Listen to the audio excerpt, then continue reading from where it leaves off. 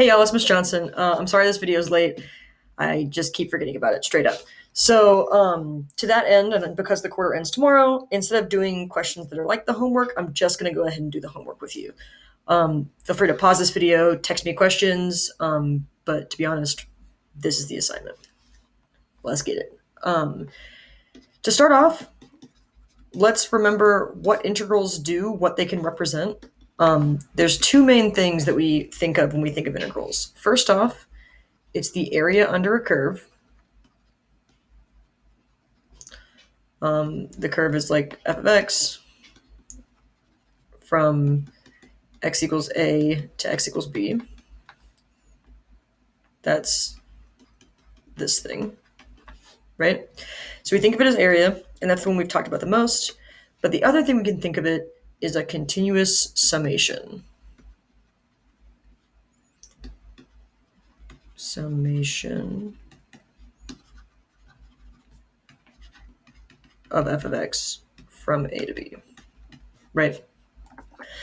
So basically, it's either we're adding up the function values on a continuous integral, or we're finding the area underneath an equation. And the first two are going to be this second thing. The first two questions are going to be using the integral to mean it's a continuous summation.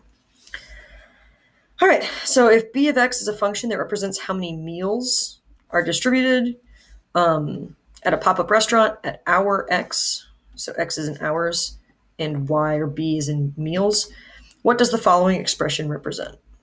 Let's rewrite this in English. We think of it as the continuous summation, so adding up.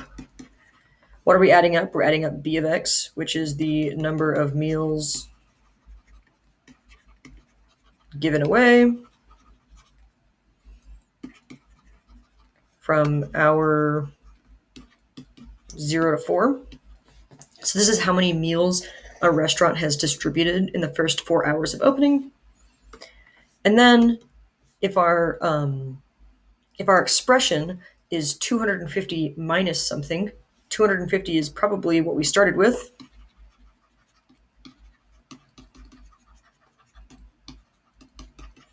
Minus what we've given away. So it's the number of meals left over after 4 hours. So this was an interpretation question. We're just interpreting this notation, and we're good to go. Nice. Question 2. If I'm running a race and my speed is in meters per minute, can be represented by this equation, right? How far did I run in the first 5 minutes of the race? So I want to add up my distance. And if you reach back into the recesses of your brain from unit 1, when we did the position, velocity, acceleration stuff, it turns out that the integral of the velocity function is position. So that's kind of fun. Velocity, position. So let's do it, right? The first 5 minutes of the race, we go from 0 to 5. We integrate this thing. And now we actually want to do this calculation. The way we do this calculation is first we find the antiderivative.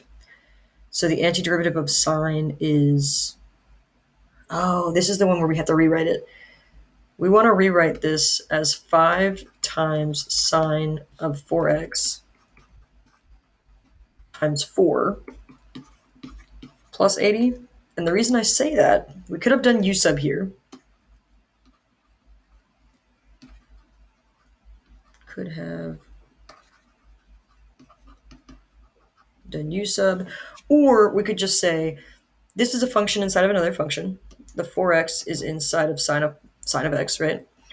And we desperately want the derivative of the inside to be present, right? Want derivative of 4x to be present. So what I'm going to do is I'm going to rewrite 20 as 5 times 4, kind of creatively, right? And now when I take the derivative of sine is negative cosine. Nope, cosine. I just said that out loud. And I get to kind of zoop in the 4 to my process because it's the reverse chain rule. So I'm just saying this gets to stay the same because we have the derivative and we take the integral of the outside function. And then when you take the integral of 80, it's always just 80x. I'm going to put my bounds on the outside so I don't forget them. And now, once I've found the antiderivative and once I've found the boundaries, I can plug in the boundary to my antiderivative both times.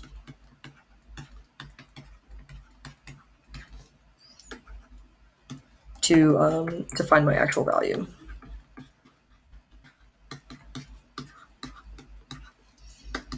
And this is going to be a number, and we're going to use the calculator to find that number. Importantly, our calculator should be in radian mode. So cosine, I should have typed this in beforehand, my bad. 4x plus 80x. Great. I'm going to do 5 minus 0. Yep, I just typed it out.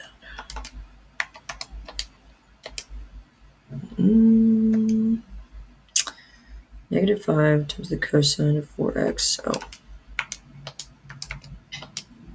All right, it says 402.9596, and that is meters. Y'all should do this alongside me or do it by yourself and check your work with mine. Maybe try out the U-sub. If you've got questions, we can do it in class on Friday, but that's that for that. Number 3. I am an artist now. Nice. I've always wanted to be an artist.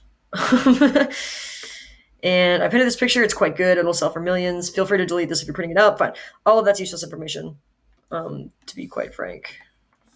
The first thing that means a lot to us is that it's 12 by 12, which means if this is 0, then this is 12.